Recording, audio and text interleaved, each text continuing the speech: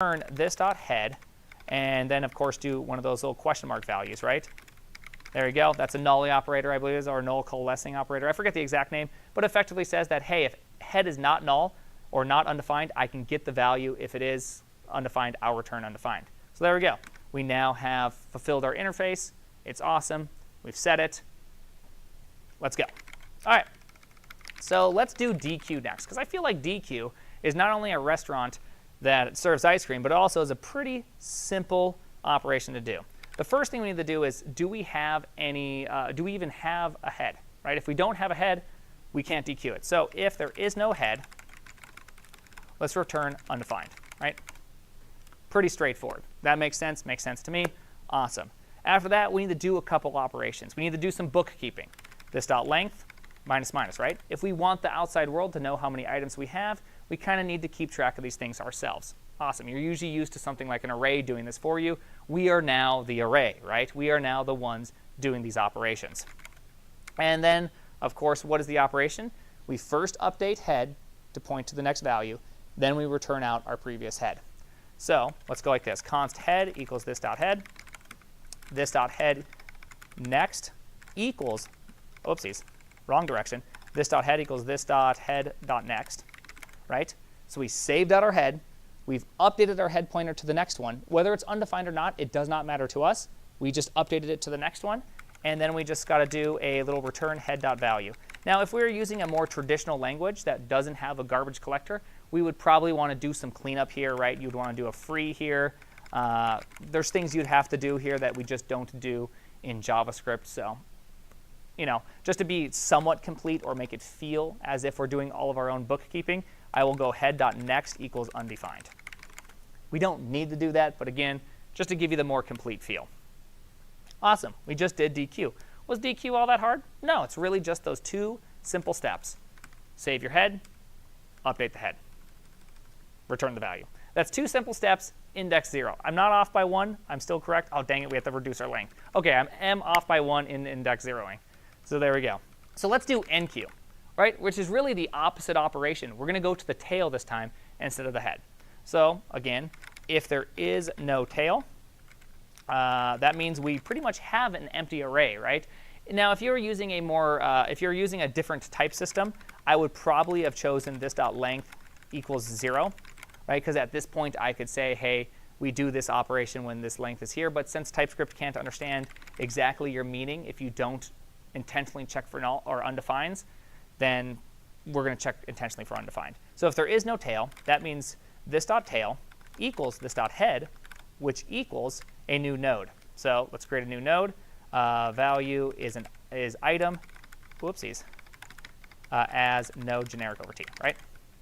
There we go. We've now just created the node. Our next is undefined. Our value is the item. It's of type t. Our node is generic over t. Everything is good except for one thing. We don't have our length correct. So this dot length plus plus. Make sure you spell length correctly. There we go. This is looking pretty good.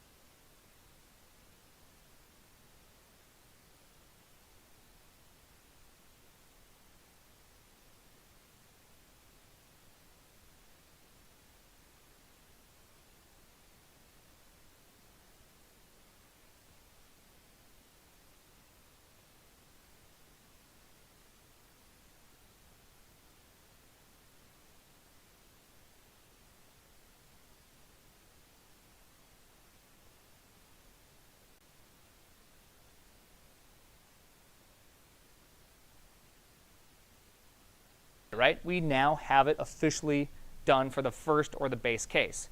If it's not this, we need to do that whole tail updatey thing. So we have to make sure we don't accidentally destroy all of our data or lose our tail pointer, right?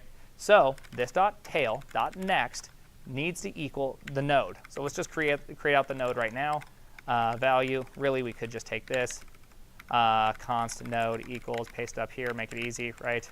And then node, I forgot that return value. There we go. Tail.next right here.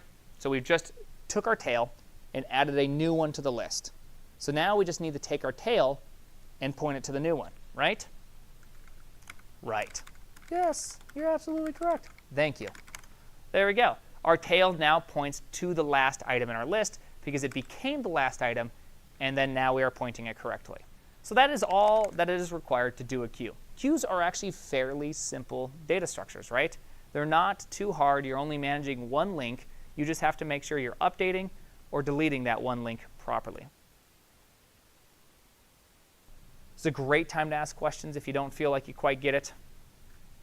In line 6, you're saying that if there is Oh, 6 up? Sorry, I use relative numbers. Are you saying 6 up right here? Yeah. Yeah. So when there is no tail, that means that is there one node or there's no node at all? Like there's no node at all. So normally what I would do is I'd do something like this, right? This dot length, whoopsies. Oh yeah, we can do that. This dot length equals 1, meaning I just got done adding it. But of course, what happens right here, TypeScript is like, hey man, right? It can't handle that, so therefore I have to do that. And dequeuing, of course. There's one thing I didn't technically do here correctly, which is what about the tail, right? What happens when we remove this? Really, what you should be having is if this dot length equals 0, then this dot tail should equal undefined, right? We need to make sure that we forget about it at all points in time. So a little implementation detail, but so then this thing, of course, falls apart. It's like, hey, I can't do it. So I didn't want to just be encumbered by TypeScript types, or really TypeScript just actually technically doing the right thing. There we go. And so for that, I just go not this dot tail. There you go. Awesome. It's the exact same check, right? Long as we've kept everything in nice bookkeeping order, this should all work out. Could you clarify the peek method? Oh, the peek method, yeah. So the peek method is very, very simple. So right now, if we just take this as our linked list right here, and we wanted to peek into our list, meaning we want to see the next value returned without mutating the state of the queue, all we're going to do is go to our head and get the value out of the head. In other words, we need to be able to get that generic t value out because the implementer or the instantiator of the queue does not care about how the queue is bookkeeped. It only cares about the values that it puts in and gets out. And so we do that by doing this right here. We go to our head. If it does exist, we get the value out. If it doesn't exist, we return undefined. Good? Sorry, why are we setting this .tail.next to the new node itself? All right, so yeah, so right here. So let's go over that operation. So that is an insertion at the end. So let's actually just do that again. So if we wanted to insert f into here, we have to do two operations. We first have to go to the tail and set its next to point to f. After that, our tail will still be pointing at e, which is not our true tail, right? It has to point to f. So we also have to update tail to point to f. So if you look at the code, exact same thing. We go to tail, and we set the next one after the tail, then catch the tail up. Because the tail should always represent the end of the queue. Does this look good? Awesome. All right. So what's the opposite of a queue? Stack. I know, obvious. It's very, very, very obvious. Oddly enough, I've also created a lot of these things. These things are great for performance. Technically, with JavaScript arrays, awesome to use. You can use push and pop at pretty much constant time rates. Good times. So let's talk about it. Let's go over it. Let's see how this thing works. And of course, we're going to be using none other than our beautiful linked lists right here. So I'm going to create another one of these. Zoom in. For those that don't remember, a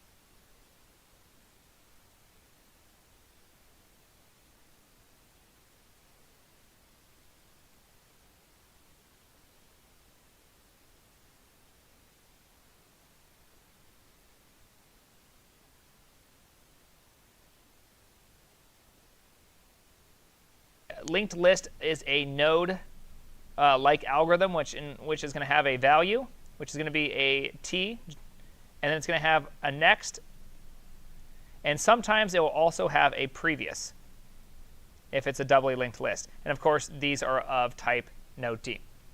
All right, so now that we're kind of back into it, so if you can think about it, here I'm going to redraw our nice little list here, A, B, C, D. A stack is a lot like, so this is a queue, really. This is actually how you do a queue, right? You have your head, you have your tail. Now, a stack is going to be backwards to a queue. So what we're going to do is we're going to actually have A points to B, points to C, which points to D. And what we're going to have is this is going to be our head. So it's as if we pushed in A, we pushed in B, we pushed in C, we pushed in D. Now, the reason why you have to draw it backwards, I always draw it backwards because it's so much easier to draw it backwards, is you really kind of can think about this like a stack of plates. If you have an error in your code, you get a stack trace. You want to guess what a stack trace is? It's the stack of functions that you've called up until this point. So a stack is something in which looks like a queue or acts like a queue. It's a singly linked list in which you only add and remove from the head. That is why the arrows are backwards, or at least that's how I always visualize it in my head. You don't have to draw it backwards. Just for me, it's a lot easier. So if we were to add to a stack, we would do the exact same thing. We would take head next, or we'd take E, and we'd point to head. Then we'd update head to point to E. Right? So instead of doing it the Q way, which is slightly different, we point E to head. We update head to point to E. Pretty simple, right? We do those operations backwards. You lose all of your data. You'll never find it again. And if you're in a real language, you will also leak it, and then you now have more memory floating around. The reverse operation of a stack, of course, is removing it. So what would you do? If your head was pointed right here, you'd update your head. Or first, you'd save off this. Then you'd update your head to point to next or previous, depending on how you want to create it. And then you could return out E. E would no longer be pointing here. We'd break it off from the graph. We just do the opposite in reverse. So it's a lot like a queue. In fact, it's so much like a queue, it's very, very easy to get them confused and or accidentally program them one or the other way. And even more so when drawing them, get your arrows backwards, right? So a stack is also very, very simple, very, very easy to use, and you see them all over the place. The big thing that you'll definitely see them with is coming up here when we start doing recursion. It's really good to think of calling functions like a stack. Once you start looking at the world like a stack as you call functions, it becomes easier. And we'll go over this in more detail when we get there, but it just helps give you a mental model of what's going on actually within the computer. Because when you do call a function, it is actually on something like a stack. In fact, the memory that it uses is called the stack for a reason, because it is only going up and down. There we go. So let's go through this. And so a push operation, we did that. A peek operation, exact same thing as a queue, right? Take the head. If there is a value, we return the value. Else we don't return anything. And again, constraints. They're awesome, right? By only allowing pushing and popping from one side, we can make them a really fast operation. Because what is the operation, again, for updating pointers? Constant. It doesn't matter how many items are on the list. It does not matter how big the value is. The fact is we are just simply setting things to null or setting them to point to different values.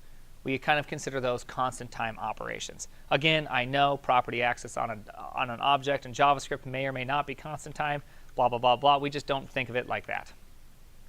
All right. Though I did have an interview once at Uber in which the person made me not only go over all the running time, they're like, well, you didn't know that, accessing properties in JavaScript is log n. And it's like, oh, okay. Then if that's the case, then everything, just put a log n on the end of everything. He's like, well, then what's the running time of that? I'm like, well, you just log. And it was just like the longest, most drawn out, make everything, add the word log n to everything. It was very annoying. So typically, we just don't do that. All right. So yeah, let's implement this. It shouldn't be too hard to do that. So again, go back to our Kata machine, go back to day one. If you're using VS Code, then you make sure you have get ignored folders being displayed. All right, so let's go to stack and let's implement a stack. I have everything generated to which we should be able to kind of do this all. And so I'm going to do something a little bit different when we define the node. I'm going to go type node, generic over t. Whoops, forgot to do that. So So we're going to create our type definition of the node. I always like to start here because what does our data actually look like? Well, of course, we're going to have our value, which is the generic value over t. And then I'm going to do previous instead of next. The reason why I do that is it just makes it a lot easier for me to visualize this, right? I draw the arrows backwards. It helps me remember where I'm adding to. It just makes it a little bit easier. Again, we don't return this container to the outside world. Nobody else uses it. So you can represent it the way that is most convenient for you. For me, previous, always the bestest. All right, so just like before, we need to define where our head is. So I'll go private head node t, and of course it can be undefined, correct? So if it can be undefined, put the little question mark operator. Awesome.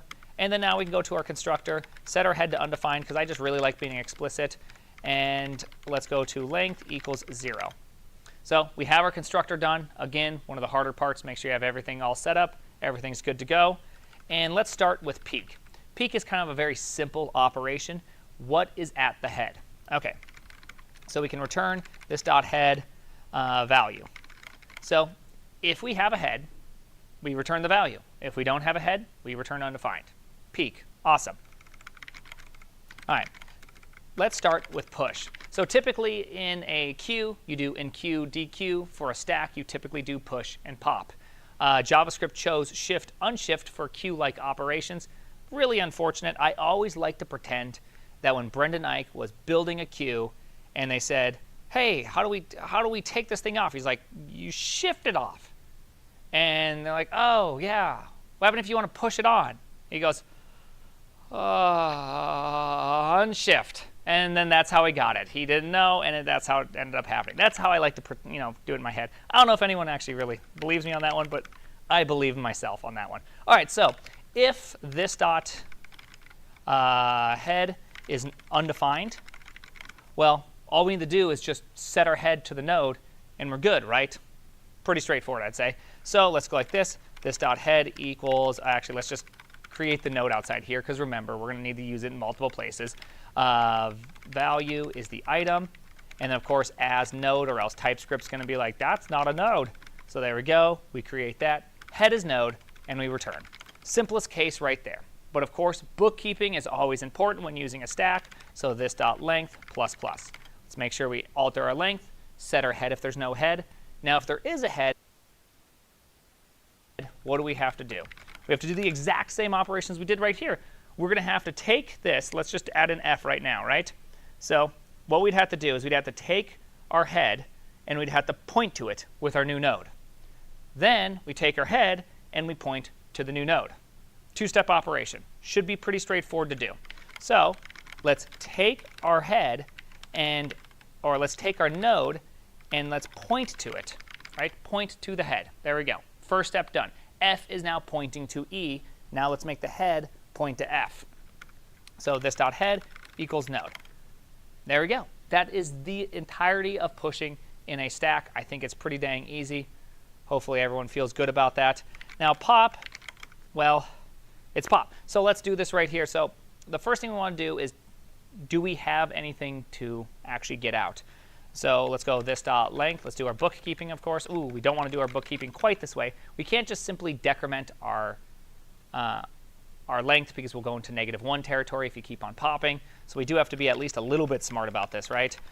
Equals math dot max 0 this dot length -1, right? So that way we always stay at 0 or we count down. So pretty useful. There we go. So at this point we have to make a decision. If this dot length equals 0, well, we can go this dot head equals undefined, right? Because we no longer need to have our head anymore. We want it to be completely disconnected from our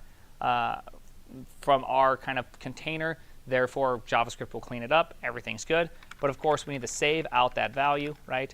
Head equals this dot head, and return head dot value, right? We can kind of do this, but of course, again, TypeScript does not like this type of programming. Even though we understand what is happening here, TypeScript hates it. So this time, instead of doing it that other way, I'm going to do it like this. Because I don't know. You can do it either way. This works out, right? We know what we're getting ourselves into. All right. If that's not the case, well, then we need to actually detach the head. So let's go over that operation one more time. If we were to detach F, what do? Well, the first thing we want to do, save out a pointer to f so we can now access it. Second, update head to repoint back to the previous one.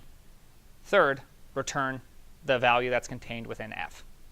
So let's do that right now. We're going to jump in here. We saved out the value that is pointing to f, right? So here's f, if you will, in this category, or in this case. Then we need to go this.head equals this.head.previous. Of course, TypeScript, again, still battling us, going, hey, are you sure you want to do this? So we can actually just use our actual head reference right here. Right? That also works if you want to get rid of it. We're already pointing to it. Awesome. And then lastly, we just simply need to return out head.value. Again, this is JavaScript. There is details in which it's hiding from you in languages in which you need to manage your own memory. Remember, we're still pointing to the list with head. We haven't cleaned up head. So in more traditional languages, you would definitely have to free this item. If you're using Rust, you wouldn't program a linked list because it's too hard. If you're using C++, you'd have to free it. All right. It's a good joke. There's a joke somewhere in there. It's pretty good. And I believe this is pretty much everything we have to do to successfully have a beautiful stack. So let's see if this actually works out. Let's go npx jest stack. Oh, look at that. So it did try to warn us. Obviously, it was very, very correct. And now I see the errors of my way. What's the errors of your way? What happened here? It's 0 after you keep popping, right? So if you keep popping, it's going to keep returning undefined. And I must have came in here and caused value. No, actually, the value was, or where was the problem? The value right here? Oh, I don't see the, oh, yes. We'll go like this. There we go. That saved us. I won't cast it as a node because we don't actually know if it's a node because you can keep on popping on an empty list. There you go. That's a TypeScript error. My fault. This is surely disappointing because now I had my first non-first try. And look at that, first try. We got it very first try. How fantastic is that? We could edit that in post, right? Definitely got this first try? Okay, good. Just making sure. All right, there we go. So that is all a stack is. It's pretty simple. The steps are actually more simple than a queue, right? Because you're really only focusing on a single pointer, head. To me, it just is the easiest data structure to implement. Very, very small amount of link breaking. It's pretty simple. Only difficult part, drawing backwards. All right, so we're going to keep on going here. And this is the part of the list, or a part of the class where we're going to do a little bit of comparing and contrasting. So let's think about the usability of an array versus a linked list. Something that's really nice about an array is you get indice accessing, right? 0, 1, 2, it's fast, right? You're able to just set any value. The understanding of what is actually happening underneath the hood is also pretty straightforward, right? You just allocate the memory, however you do it, and then you can just access that and you set those values. The memory is understood based on the type that you have cast it to. There you go. Very, very simple. Obviously, some of the problems with it is that there is no literal insert. There's only write. And so that causes problems. You can't really insert a value into an array without actually writing the for loops manually to shift everything over, then put in your value, or unshift everything and write over your value if you were to delete. And so it does cause it to be a bit more difficult. Time-wise, arrays are really, really nice. It's O of 1 everything, right? If you want to write over a value, it's O of 1. If you want to get a value, it's O of 1. It's fantastic. But, again, there's a bit of a problem just with the usability of it all. So I did want to kind of point this out, which is interesting. So one thing that's unique about an array is that you obviously allocate this all up front, meaning that if you wanted to potentially store up to 1,000 items, you're going to have to allocate all that memory up front, right? Yeah, so you're going to have 1,000 items worth of memory created, and then you may use however much you are going to use. Maybe you'll use all 1,000, maybe you'll only use a few of them, right? It's a little bit different. Whereas a linked list, if you do allocate, or if you create a linked list, it has nothing to begin with. When you insert something, it only creates a single containing node.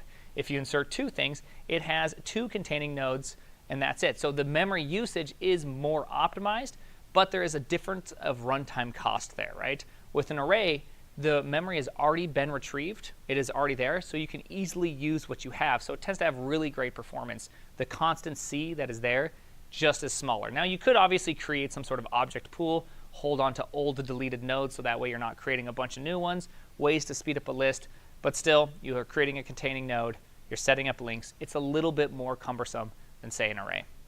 One thing that's nice about an array or a linked list, though, is just always will use less memory. But the usability of a list is a little bit different, right? If you wanted to get an item out of a list, you have to traverse each item in the list until A, you find it. So it's like always a linear search. There is no such thing as a binary search on a linked list. You can't hop into the middle. You have to walk the whole thing. So linear search is really your only option on a linked list, which does make it a bit unfortunate of a data structure when it comes to that type of operation. So typically, if you need to scan a list or hop into a list, do random access, you'd want to use something more like an array. If you want to be able to just push and pop from either the head or the tail, you tend to want to be able to use something like a list. There's a trade-off. There's an intentional trade-off you should make when deciding this. So a good example of this is, say, like an async request queue. Say on your front end, you don't want to have more than 5 network operations happening at one point. For whatever reason, you've decided this is the case. Well, then you're going to have these promises that are generated. They go off, but you only want 5 of them active at any one point. That means you're going to have to pull off the front, and you're going to have to push onto the back as new ones come in and as old ones complete. So you have this whole problem of a queue, but you don't want to be using an array if it's a really highly used one, because now you're shifting all these indices around using a JavaScript array. It's not going to perform very, very good. It seems like it's a bad idea. So it's good to know what you have and when you want to use something. Always play that over in your head. Is there any questions on usability of these two? Maybe in JavaScript land it's a little bit less apparent just because it's just you just have brackets.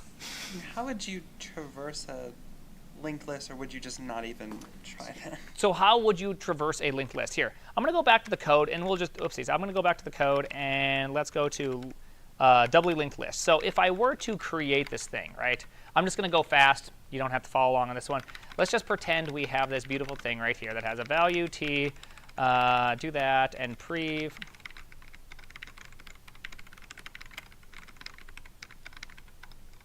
What am I doing? There we go. Awesome. So we have this thing. That would be our node, right? Uh-oh. I hate that. I always hated that. And let's pretend we wanted to do, like, say, a get, right? Let's go like this. Private head is a node t. So I won't implement all these operations. We'll just do, we'll just do this, right?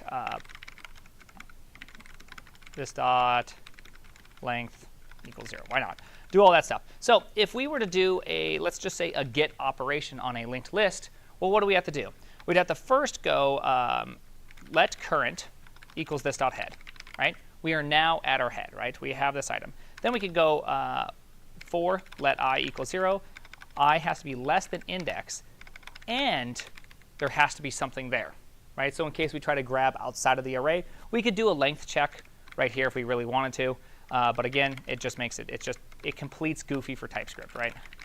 So now that we're here, we can just go current equals current dot next, right? So we literally walk forward one at a time. So there is no simple way to get there. We just literally have to walk it. That is why it's considered a linear operation, because you have to walk. And then at that point, we can just do the old cur value, right? Awesome. We have now successfully just wrote get at a specific index for a linked list. So not too hard, but at the same time, you can see why this is like a very inefficient operation. If you had a big list, that would obviously just destroy performance.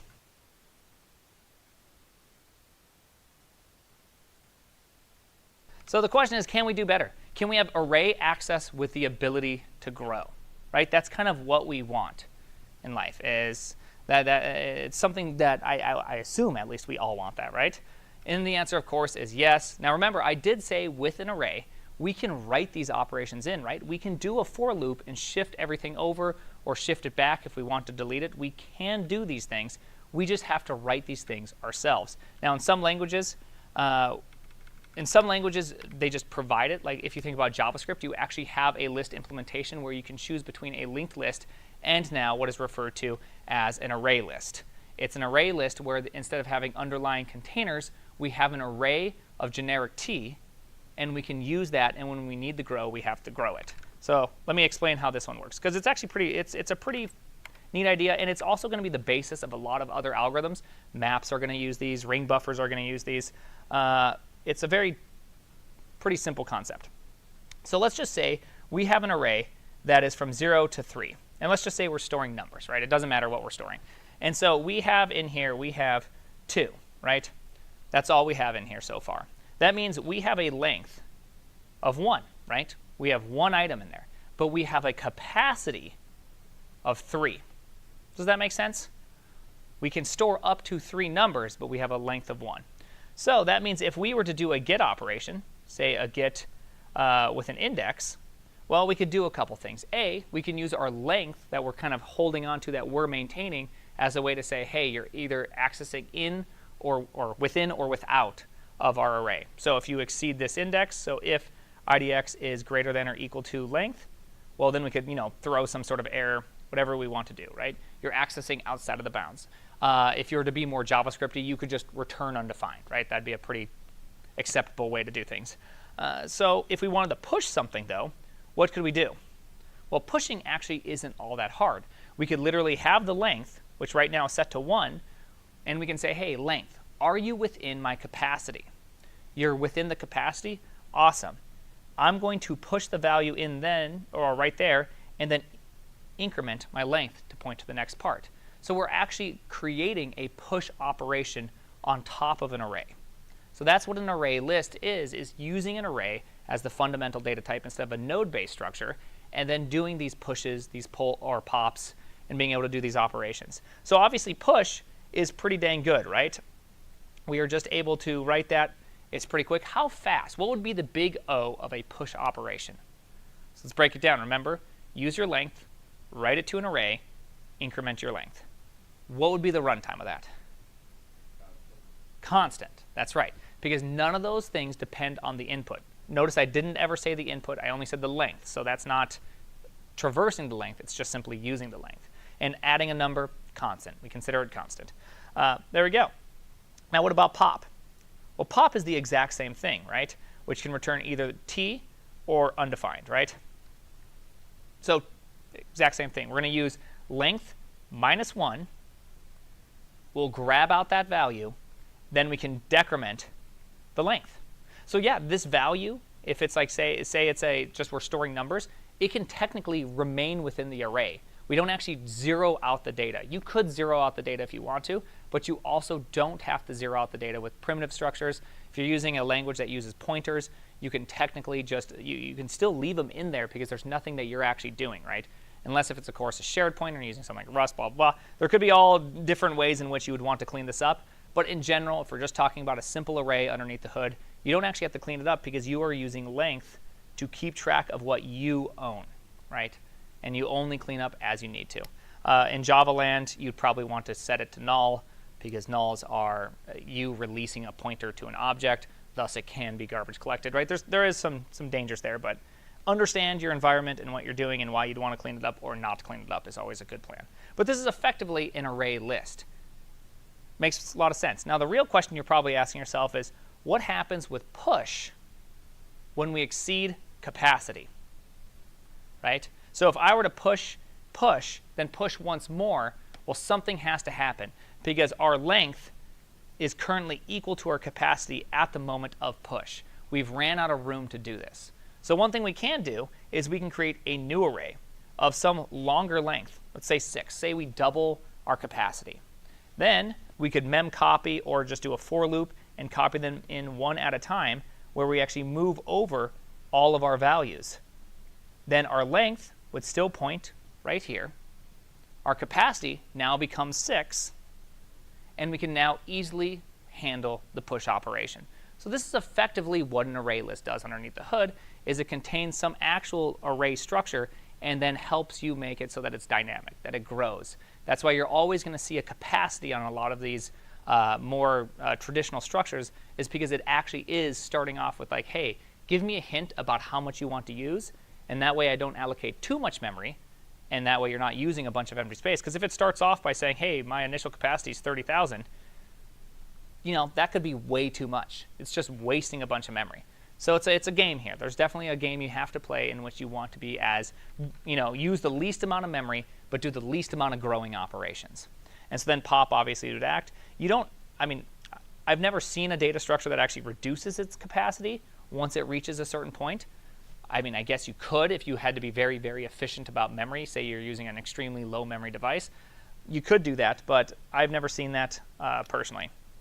So there we go. That's the effects of an array list. But let's think about it, because we've only covered 2 operations.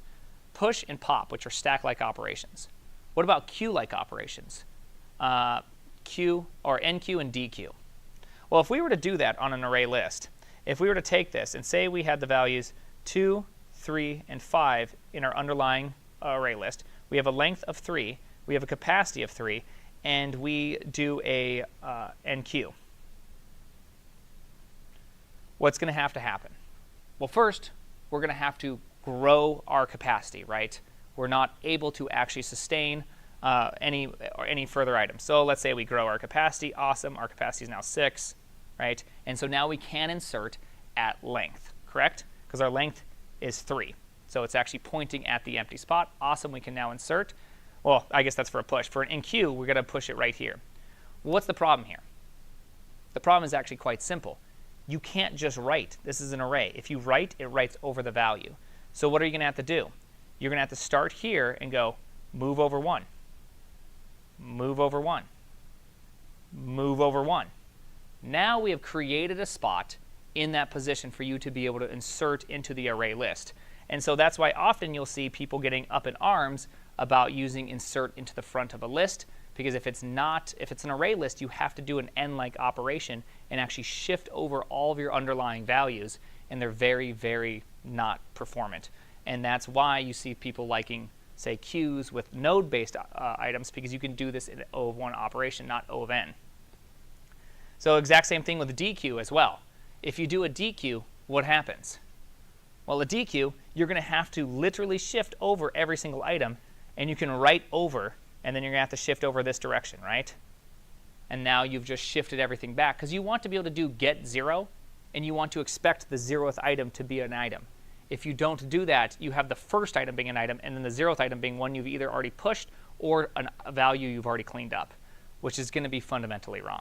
And so this makes array lists really, really bad with NQ and DQ, but really, really good with push and pop, right? You see why this is the way it is.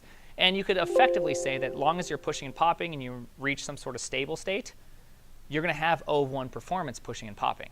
It never has to grow the array. It never has to do anything. It's just very, very, contained in a certain capacity. Awesome. Same thing applies, obviously, to the middle of a list, just in case I didn't cover it. If you said, hey, delete at the 5th index, everything beyond the 5th index needs to be shifted down. So those are O of n operations. All right. Let's see, did I miss anything? I don't think so. Running time, yep, we talked about all the deletion/insertions. They're the same thing, right? If you insert, you have to shift everything over. If you delete, you have to shift everything over the other direction. They're pretty straightforward. I think I'm going to skip the implementation on this one, just because it is, again, a very lengthy implementation, and it's not very hard. You see the for loops you have to do. You go to that index, and you just have to shift over values. Not too hard on this one. There we go. So which one is better, right? Which one would you rather use, an array list or a linked list? Doesn't it depend on the situation? Man, it's like you guys knew the thing. It should always be it depends, right? It is always it depends. Whenever someone asks you that in an interview, say it depends. It depends on the situation. That's why I always do so terrible. I emotionally do so terrible at Google interviews, because they're always like, let's say we're inserting and removing millions of items. And I'm like, well, you don't really, you're really doing 100 million items on a single machine? Are you really doing this? This already seems so not even feasible. Let's talk about why you're doing that. Like I've already lost the battle. It just seems so fake. But, experientially, it depends. If you're pushing and popping from the end, well, either a linked list or an array list can work quite well. You get a little bit more conveniences, because often with an array list, you also have, like, say, angle bracket accessing. You can have that with a linked list, but it doesn't often happen. But at the exact same time, you have random access with an array list. Give me index 3. Oh, that's constant time. That's really, really good. But you do not have a remove from the front. So it is definitely a trade-off. There's definitely a trade-off graph somewhere on there that you have to be careful of. Getting sucks on linked lists, removing from the front sucks on array lists. And so long as you can explain that to your interviewer, they're usually pretty happy about that. I, in fact, even have a question at Netflix I used to ask all the time, which was implement an async request queue in which only 3 requests can be out at any one time, or 3 async operations can be out at any one time. And when they would inevitably use an array or use the JavaScript brackets, I'd go, why would you not want to use those? And they'd say, oh, well, I'm using them because you can do shift and unshift. And I go, okay, what happens if you have a million items in there? Do you still use them? And they go, yeah, why not? And I know for a fact they haven't thought about the fact that when you remove or add to the front, you are fundamentally having to shift everything. Like, I want to hear these words out of their mouth because it is very, very important you understand what you do and aren't doing.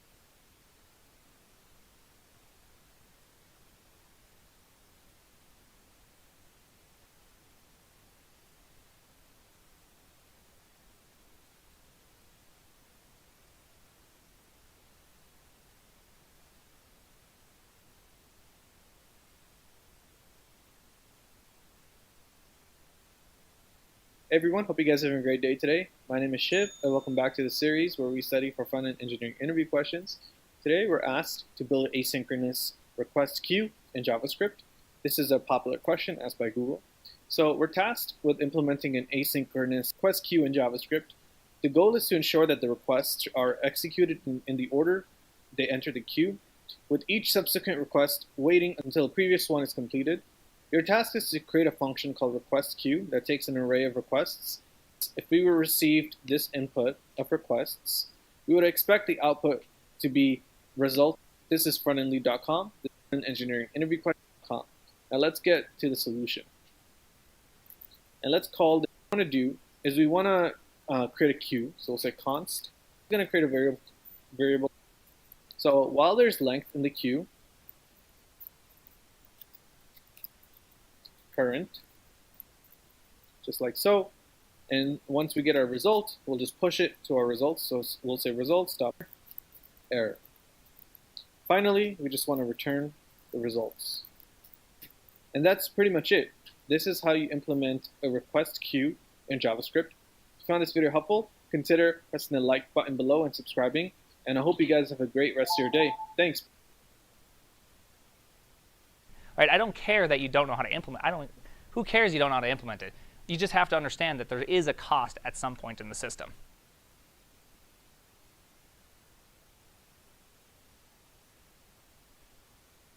I know you probably feel like you've had enough lists, but there's still one more list I do want to cover. I think it's a very fantastic list. It's one of my favorite lists. I use it all the time. I tried to make a PR once to an open source library a while back that wasn't using one, and it would just cause terrible performance, and they didn't accept my PR, but I do think I was right on doing it. And of course, that is array buffers. I've created bajillions of these. I've created a bunch of them just this year. It's a very fancy word, but it's not actually all that confusing. So let's go over an array buffer. Oh, I just love them. They're just the best. I believe these are used in, if you're familiar with Rust, vecDQ, or a DQvec. That's what they are, as a double-ended ring buffer. So effectively, you can think the exact same thing as an array list, right, where you have 0 to n, and you have some sort of array-like storage. The only difference is that we're not using 0 as our head and length as our tail. That's what's happening in an array list. You can kind of imagine it kind of like a linked list. Instead, what we're going to have is we can literally have index-based head, and we can have index-based tail. And so they exist somewhere within the list, where you could imagine everything this direction is null, everything this direction is null. And everything within the head and the tail are the items that you have. So if you wish to remove from the front, what do? You just +1 to the head, and now that item that was the head is no longer in there. We clean it up, return it out, and now we have a new one. So that is an O of 1 operation, which is fantastic. Same thing with tail. If you wanted to add to the tail, what would you do? Just add 1 to the tail, right? This is just tail +1. Boom. And now we've updated it. So pushing, popping, shifting, unshifting, all are O of 1 operations, which is fantastic. But I can tell you guys are so astute. I can just see the astuteness. And you're saying, well, checkmate, instructor, what if you go off the edge? Well, that's why they're called ring buffers, people, is that you can actually go, woo, right? The modulo operator, right? So tail, this dot tail modulo length gives you your index into the array, so you can ring around it. So your head can literally be on this side, and your tail can be over here, and you still have the same thing. Now, if you need the resize, that's where things get a little bit confusing, right? Because resize, by the way, is everyone familiar with the modulo operator? Modulo operator is the remainder operator. So 5 divided by 2, the answer should be 2. All the TypeScript rots your brain so much. You're like 2.5. It's like no, it's 2, remainder 1, right? So 5 modulo 2 is 1, right? That's the answer. Most languages don't convert from integers to floats without your permission. You need to say, hey, this is now officially a float. You can put a point in there. Fun little story. Anyways, this does the remainder afterwards. So you can imagine if tail, let's see, if you had an array, say size 10, and your tail was 12, 12 modulo 10, 2, your tail would be right here. And if your head was, say, 24, let's just say it's 24, somehow it's bigger than your tail. Don't ask questions, it's just somehow bigger than your tail. 24 modulo 10, of course, that's 4. So your head would be here at 4, your tail would be at 2. That means you're using from 4 until 2. Right? So that makes sense, right? You can actually go around. It's like a little ring around. The only problem happens is when your tail exceeds your head. Once that happens, A, you're probably falling down some stairs, but B, what actually is happening is that you need to resize. And so this is where a little bit of the tricksiness comes in, because one thing that's inherent about ring buffers is they also maintain order. So when you shift or unshift, you're not just getting any element, you're getting the element that was last added into the front. Or perhaps the first element added, right? So if you're only adding to the tail and removing from the front, you're just simply creating a queue, right? That's all you're doing, a queue that runs around a ring. And so you do have to do a little bit of that, and you'll have to resize. And a resize is pretty straightforward. So if you did have this situation in which the tail is now where the head is at, and you're trying to insert, well, all you have to do is start at your head, go the length, and write that into a larger capacity buffer. And there you go. You now have it rewritten in proper order. Your tail or your head, or let's see, what your tail would be at 0. Now, oh no, your head would be at 0, your tail would be at length. And there you go. Now you can just add one because you have more capacity. Everything's good to go. So ring buffers are really fantastic items. Hopefully, this is just an explanation point. We're not actually going to implement them, but they are a really great list to know you have, because inevitably what's going to happen is you're going to write something like, let's say, a log batcher, right? You have a service in which needs to batch logs and then write logs. The problem is logs need to maintain order, and while you're writing logs, new logs can come in. So you can imagine something that doesn't want to take too long writing logs, doesn't want to do this. You could use something like a ring buffer in which, every so timer, it flushes 50 logs, 100 logs, some amount of logs, all the logs. You don't really care. You just flush it, and then you have something that can keep on running while it's doing it. And you don't even have to worry about putting, say, a mutex around it. I know this is like maybe a little too unsafe for all the rustaceans out there, because you don't write into memory that's being used until your tail or your head or your tail exceeds your head. So you have this like free space. You can do some really cool operations with it. You can make it super duper fast where you don't have to worry about some of these read-write operation problems. Big fan of it. I like it. It's great. Obviously, one of the problems is that you don't want to. You will have to do a little bit of mutexing around your tail index, so it doesn't. You don't actually do something that's bad. Oh, we got one question. Is it called a rain buffer? A ring buffer. A ring buffer. They're a lot of fun, and you can use them quite a bit for performance, object pooling. If you really want to use a ring buffer for object pooling, you can just use an array list for object pooling, because often objects don't need to be. They don't really care if they're created the last or added to the pool last. It's just like, I just need a new object to reuse again, and so you don't have to do that. For those that don't know what an object pool is, say you have a service that creates a user every single time a request comes in. You're getting thousands upon thousands upon thousands of requests. Why recreate this object over and over and over and over again? Just have an object, set new values on it, use it for the service, hand it back to a pool. So that way your memory doesn't go like this. Instead it goes like that. Just makes life a little bit easier. And often you can run into situations where you don't get garbage collection destroying your service, blah, blah, blah, blah. Pools, they're great, huh? Everyone loves pools. I love pools. All right, so now we're going to reach the point, kind of the culmination of this entire section. Let's do the empirical testing for what